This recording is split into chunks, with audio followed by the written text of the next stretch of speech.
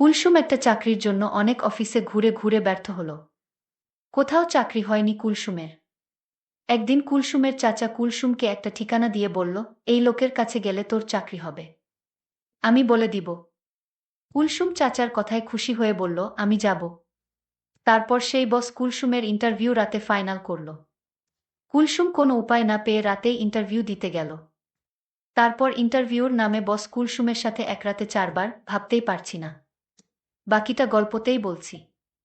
বাবা হঠাৎ করেই স্ট্রোক করে মারা গেল। ওর কোনো ভাইবোন নেই। এমনকি সেরকম কোনো নিকট আত্মীয় নেই যে ওদেরকে সাহায্য করবে। তার উপর তার মা অসুস্থ। তাই হঠাৎ করেই কুলসুমের উপর তার সংসারের পুরো দায়িত্ব এসে পড়ল। সে সবে মাত্র এসএসসি পাশ করেছে। সে জানে না তার এই যোগ্যতা দিয়ে কোনো চাকরি পাবে কিনা। সারাদিন বিভিন্ন অফিসে অফিসে ঘুরে ব্যর্থ হয়ে অবশেষে ক্লান্ত হয়ে সে তার বাসায় ফিরে আসে। পরদিন ওদের বাসায় কুলসুমের এক দূরসম্পর্কের চাচা বেড়াতে আসলেন। ওনাকে কুলসুম একটা ফোঁটাও পছন্দ করে না। কুলসুম যখন ছোট ছিল এই লোক অনেক দিন পর পর আসত। আর কুলসুমের দিকে তাকিয়ে থাকত। লজ্জায় এসব কথা কাউকে বলতে পারেনি ও। আজও এই লোকটিকে দেখে কুলসুম খুশি হতে পারল না। সে সালাম দিয়ে চাচাকে ড্রয়িং রুমে বসিয়ে রেখে ভিতরে চলে গেল। একটু পরেই চাচা আবার তাকে ডেকে পাঠালেন।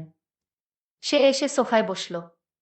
অনেক দিন পর কুলসুমকে কাছ থেকে দেখতে পেল ওর চাচা সিরাজ উদ্দিন। শুনলাম তুমি নাকি চাকরির চেষ্টা করছো। জি চাচা, অনেক কষ্টে গলা স্বাভাবিক রেখেছে কুলসুম। শোনো বেটি, এভাবে রেফারেন্স ছাড়া তো আজকের দিনে কোনো চাকরি পাবে না তুমি। তোমাকে আমি একটা লোকের ঠিকানা দিচ্ছি, তুমি কালই ওনার সাথে যোগাযোগ করবে। আমি বলে রাখব, তোমার চাকরি ইনশাল্লাহ হয়ে যাবে। চাকরির এরকম অভাবনীয় সুযোগের কথা চিন্তা করে কুলসুম খুশি হয়ে গেল। এমনকি নিচু হয়ে চাচাকে সালামও করে ফেল।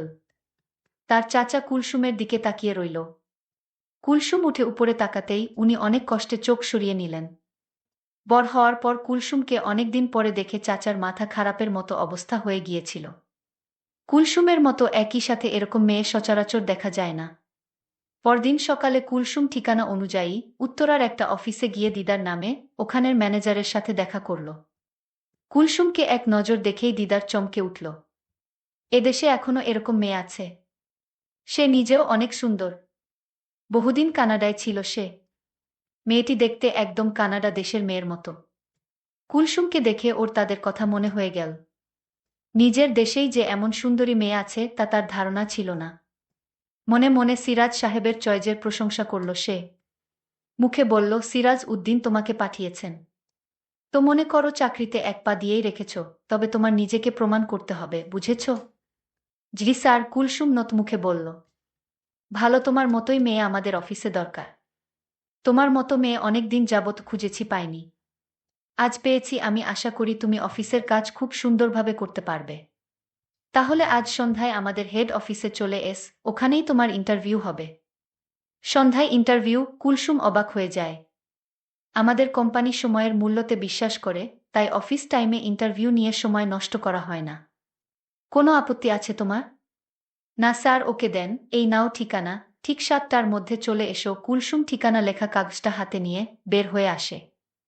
সে দিদার সাহেবের ব্যবহারে খুশি হয়েছে। অন্য যতগুলো অফিসে সে গিয়াছে প্রতিটাতেই অফিসের বসকে অভদ্র বলে মনে হয়েছে। কিন্তু দিদার সাহেবকে তার ভদ্র বলে মনে হয়েছে। লোকটিকে ওর খুব ভদ্র বলে মনে হলো। কিন্তু সে আসলে ভদ্র নয়, সে আরও জঘন্য। সন্ধ্যায় খুঁজে খুঁজে উত্তরার অভিজাত এলাকায় এক বিশাল বাড়ির সামনে এসে দাঁড়ালো কুলসুম। দারোজান গেট খুলে ওকে সোজা 4তলায় চলে যেতে বলল। 4তলায় এক বিশাল ড্রয়িং রুমে ঢুকে কুলসুম দিদার সাহেবকে দেখে চিনতে পারল। ওনার সাথে অন্য একজন অপরিচিত লোক ছিল। সে দুজনকেই সালাম দিল। কিন্তু দুজনের কেউই জবাব না দিয়ে বলল, এত সম্মান করতে হবে না আমাদের। দিদার সাহেব যেন হঠাৎ সম্বিত ফিরে পেয়ে তাকে বসতে বলল। উনি হচ্ছেন আমার পার্টনার জসিম। দিদার কুলসুমকে অন্য লোকটার সাথে পরিচয় করিয়ে দিল। কুলসুম সোফায় গিয়ে বসতেই জসিম উঠে এসে ওর পাশে, একেবারে পাশে বসল। দিদার, আপনি ঠিকই বলেছেন। কুলসুম আসলেই একজন দক্ষ মেয়ে, জসিম দিদার দিকে ফিরে বলল। কুলসুম কিছুই বুঝতে না পেরে ফ্যালফ্যাল করে তাকিয়ে রইল। জসিম আবার কুলসুমের দিকে ফিরে তাকাল। জসিম তার বাজে আচরণ করার চেষ্টা করল। এসব দেখে কুলসুম চট করে উঠে দাঁড়াল। কি করছেন আপনারা এসব? এই বুঝি আপনাদের ইন্টারভিউ? দিদার হা হা করে হেসে উঠল। জসিমও হাসতে হাসতে বলল, আমাদের ইন্টারভিউ যদি তুমি পাশ করতে পারো তাহলে চাকরিটা তোমার কনফার্ম হয়ে যাবে। দিদার হাসি থামিয়ে কুলসুমের দিকে ফিরল। দেখো কুলসুম, এই যুগটাই হচ্ছে স্বার্থপরতার যুগ। তোমার চাকুরি দরকার, আর সে অনুযায়ী শিক্ষাগত যোগ্যতা বা অভিজ্ঞতা কোনটাই তোমার নেই। কিন্তু তোমার কাছে একটা কিছু চাওয়ার আছে। যদি তুমি আমাদের চাওয়া পূরণ করতে পারো তাহলে তোমার চাকরি নিশ্চিত হয়ে যাবে। এরপর থেকে তোমাকে আর কোনোদিন আমরা তোমার কাছে কিছু চাইব না। আমাদের এমন একটি ব্রাঞ্চে তোমার পোস্টিং হবে যেখানে আমাদের সাথে তোমার দেখাই হবে না। ভেবে দেখ, মাসে 20,000 টাকা বেতন। আমি ভেবেছিলাম কুলসুম মনে মনে খুশি হয়ে উঠবে। হাসালে দেখছি। কুলসুম বলল, দেখুন আমি কিছু দিতে পারবো না। যদি আমার যোগ্যতা অনুযায়ী আপনারা আমাকে চাকরিটা দেন তাহলে আমার খুব উপকার হবে। অফিসের বস বলল, এটা কি মামার বাড়ির আবদার যে চাইলেই চাকরি হয়ে যাবে? তুমি যদি আমাদের কথায় রাজি থাকো তাহলে চাকরি তোমার হয়ে যাবে। এমন কথা শুনে কুলসুম খুব কষ্ট পেল। তার ইচ্ছে হচ্ছিল লোকটার গালে ঠাস করে একটা চট বসিয়ে দেয়া। কিন্তু সে সময় তার অসুস্থ মায়ের মুখখানি ওর চোখের সামনে ভেসে উঠল। আর তাই অসহায় হয়ে চাকরিটার জন্য তাদের কথায় রাজি হলো। এই তো ভালো মেয়ে, রাতে তোমার ইন্টারভিউ শেষ হওয়ার সাথেই সাথেই তোমার অ্যাপয়েন্টমেন্ট লেটার পেয়ে যাবে। এখন যেতে পারো। সন্ধ্যায় বাসা থেকে বের হওয়ার সময় ও মাকে বলে গেল যে তার নতুন চাকুরির ট্রেনিংয়ের জন্য আজ সারারাত অফিসে থাকতে হবে। ওর চাকুরি পাওয়ার খবরে মা এতই আনন্দিত ছিল যে ওনার মনে কোনো খারাপ চিন্তা এল না। কুলসুম আজ ইচ্ছেমত সেজেছে। ও এমনিতেই সুন্দরী, তার উপর আজ এভাবে সাজাতে ওকে আরো সুন্দর দেখাচ্ছে। দিদার বাসার দরজাটা গেট খুলে দিতে দিতে কুলসুমের তার অফিসের 4 তলায় গেলা। তার দিকে তাকিয়ে রইল। সে কুলসুমকে সোজা 3 তলায় চলে যেতে বলল। কুলসুমের মনের ভিতর কি চলছিল তা কেউ জানে না। অফিসের বস দুইটাও জানে না আজকে কুলসুম এমনভাবে সেজে এসেছে। তারা কুলসুমকে দেখে অবাক। কুলসুম আজ মনে মনে সিদ্ধান্ত নিল যে করে হোক চাকরিটা আমার চাই। তারপর বস্তুটিকে এমন করব সারা জীবন আমার কথা মনে থাকবে। কুলসুমকে দেখে অফিসের বস বলল, এই অফিসে তোমাকেই চাই। অফিসের বস বলল, তাহলে আমি আমার পার্টনারকে আসতে বলি। কুলসুম বলল, স্যার আমার একটা কথা ছিল। আপনারা আমার কাছে যা চাইছেন সেটা আমি এই মুহূর্তে দিতে পারবো না। আমাকে একটু সময় দিতে হবে। বস আমার কারণ জানতে চাচ্ছে কি কারণে এই মুহূর্তে হবে না। আমি বলেছিলাম, দেখুন আমার মা খুব অসুস্থ, আজ আমার বাড়িতে যেতে হবে। এমনও হতে পারে মাকে আজ হাসপাতালে নিয়ে যেতে হবে। বস বলল, তুমি আজ রাত এখানে থাকো, আমি তোমার মাকে হাসপাতালে নিয়ে যাওয়ার ব্যবস্থা করছি। আমি বসকে বললাম, আপনার ব্যবস্থা করতে হবে না। আমি বাড়িতে মায়ের অবস্থা বুঝে তারপর মাকে হাসপাতালে নিয়ে যাব। বস বলল, ঠিক আছে, আমি তোমাকে আজকের দিনটা সুযোগ দিলাম। কাল রাতে তোমার আসতে হবে। যদি কাল না আসো তাহলে তোমার চাকরিটা মিস হয়ে যাবে। ঠিক আছে স্যার, আমি কাল রাতে আমি আসব। আমি বাড়িতে গিয়ে দেখলাম মা খুব অসুস্থ। আমি মাকে নিয়ে দ্রুত হাসপাতালে গেলাম। ডাক্তাররা মায়ের পরীক্ষা করে দেখল মাকে সুস্থ করতে হলে সর্বনিম্ন 5 লাখ টাকা খরচ হবে। আর যদি সেই টাকা 24 ঘন্টার ভিতরে না দিতে পারি তাহলে মায়ের চিকিৎসা হবে না, আর মাও বাঁচবে না। আমি এখন এত টাকা কোথায় পাব? আমি মহাচিন্তায় পড়ে গেলাম। আমি কি করব বুঝতে পারছি না। আমার আপনজন বলতে কেউ নেই। আমি এখন কি করব? কোথায় যাব? কার কাছ থেকে এত টাকা পাব? ভাবতে ভাবতে প্রায় 12 ঘন্টা চলে গেল।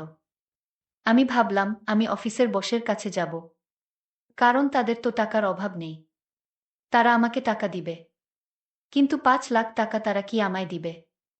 আমি তাড়াতাড়ি অফিসের স্যারের কাছে গেলাম। অফিসের বড় বস আমায় দেখে আমার দিকে অন্যরকম দৃষ্টিতে তাকিয়ে রইল। আমি কিছু বলবো সেই সুযোগটা আমায় দিচ্ছে না। আমি বললাম, বস আপনি এভাবে কি দেখছেন? বসের হুঁশ ফিরল।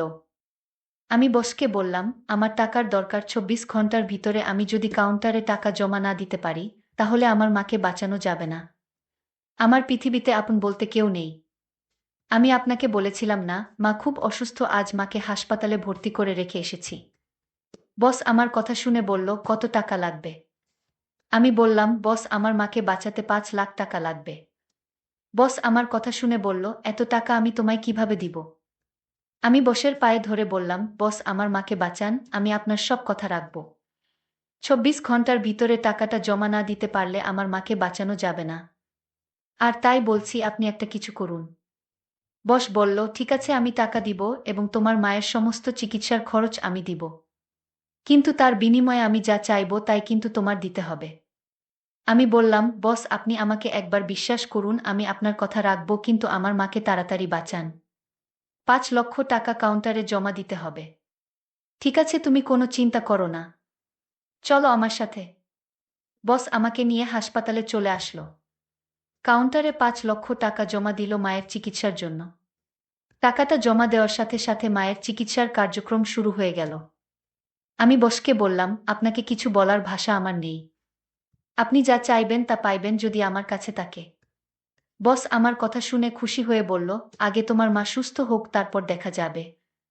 এভাবে ১ সপ্তাহ কেটে গেল। আমার মা নতুন জীবন ফিরে পেল। আমার মায়ের জ্ঞান ফিরা মাত্রই মা আমাকে জিজ্ঞেস করলেন, তুই এত টাকা কই পাইলি মা?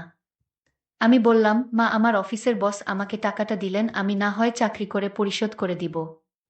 মা বলল, তুই চাকরি করে এত টাকা পরিশোধ করতে পারবি? এই মুহূর্তেই বস আমার মাকে দেখতে এলো। মায়ের জন্য অনেক খাবার নিয়ে আসলো। আর বলল, আন্টি আপনি কোনো চিন্তা করবেন না। আমি আপনাদের পাশে আছি। যখন যা প্রয়োজন আমার কাছে বললেই হবে, আমি দিয়ে দিব। আমার মা তখন কান্না করে বসকে বলল, আমার জন্য তুমি যা করেছ তার ঋণ আমি কিভাবে শোধ করব? বস বলল, এ নিয়ে আপনার চিন্তা করতে হবে না। আজ আপনাদের ছুটি, আপনি এখন বাড়িতে যেতে পারবেন। আমি ডাক্তারের কাছ থেকে আপনাদের ছুটি নিয়ে এসেছি। আর আপনার ১ মাসের ওষুধ কিনে দিয়েছি। আমি মনে মনে চিন্তা করতে লাগলাম, আমার অবস্থা কি হবে? বস যে কিসের লোভে পড়ে এত যত্ন করছে মাকে তা তো আমি জানি। আমার তো খবর হয়ে যাবে। বস আমায় বলল, কি চিন্তা করছো? এখন আর কোনো ভয় নেই, তোমার মা সুস্থ হয়ে গেছে। কাল তুমি আমাদের অফিসে এসে ইন্টারভিউ দিবে। আমি বসকে বললাম, আমার আর ইন্টারভিউ লাগবে না। আর বাহানা করার দরকার নেই। আপনি যা আশা করছেন তা আপনি পেয়ে যাবেন। আর আমি চাকরিটা পেলে আপনার টাকাটা পরিশোধ করে দিব ধীরে ধীরে। আমি জানি এত বড় উপকার কেউ আমায় করবে না, কিন্তু আপনি আমায় করলেন। আমি টাকা পরিশোধ করলেও আপনার ঋণ আমি কোনোদিন দিতে পারবো না। বস বলল, ঠিক আছে আজ রাতে অফিসে চলে এসো। আমি বললাম, ঠিক আছে আপনি যান, আমি আসব। আমি বুঝতে পারছিলাম আমার সাথে কি ঘটবে, কিন্তু আমার এছাড়া কোনো উপায় নেই। আমি রাতে মাকে ওষুধ খাওয়ায় আমি মাকে বললাম, আজ রাতে আমি ফিরতে পারবো না, কারণ অফিসে অনেক কাজ আছে। আমি রাতে বসের কাছে গেলাম। বস আমায় বলল, আমার মনের ভিতর যে খারাপ উদ্দেশ্য ছিল, আমি সেই উদ্দেশ্য থেকে বের হয়ে আসলাম। কারণ তোমার মাকে দেখে আমার মায়ের কথা মনে পড়ে গেল। আমি মায়ের স্নেহ ভালোবাসা পাইনি, কারণ আমার মা ছোটবেলায় মারা গেছে। আমি তোমার মাকে বাঁচাতে পেরে আমি নিজেকে ধন্য মনে হলো। আমি তোমার উপর যত শর্ত ছিল তা আমি তুলে নিলাম। আমার কথায় যদি তুমি কষ্ট পেয়ে থাকো তাহলে আমায় ক্ষমা করে দিও। আমি বসের মুখের কথা শুনে আমার চোখে পানি এসে গেল। আমি বসকে বললাম, দেখুন আপনার জন্যই আমার মা আজ বেঁচে আছে। আর আমায় খারাপ ভাববেন না। আমি যা করছিলাম মায়ের জন্যই করছিলাম। বস তখন বলল, আমি তোমায় একটা কথা বলতে চাই। বলুন বস। আমি তোমার দায়িত্ব নিতে চাই, মানে আমি তোমাকে বিয়ে করতে চাই যদি তোমার আপত্তি না থাকে। আমি বসকে বললাম, আপনি কোটি কোটি টাকার মালিক, আপনি আমায় বিয়ে করলে আপনার সম্মানহানি হবে। বস তখন বলল, দেখো আমার মা নেই, আমি তোমার মায়ের সেবা করে যেতে চাই। প্লিজ তুমি না করো না। আমি বসকে সেলুট দিয়ে বললাম, আপনার মতো মানুষ যদি প্রতিটি প্রতিষ্ঠানে থাকতো তাহলে কোনো মা অসুস্থ অবস্থায় মারা যেত না। ঠিক আছে, আমার কোনো আপত্তি নেই। আপনার মতো মানুষ আমার পাশে থাকলে আমার বাকি জীবনটা ভালোই কাটবে। বন্ধুরা, আজকের গল্পটি কেমন লাগলো তা অবশ্যই কমেন্ট করে জানাবেন। আর এরকম নতুন নতুন গল্প পেতে আমাদের চ্যানেলটিকে সাবস্ক্রাইব করে পাশে থাকুন। ধন্যবাদ।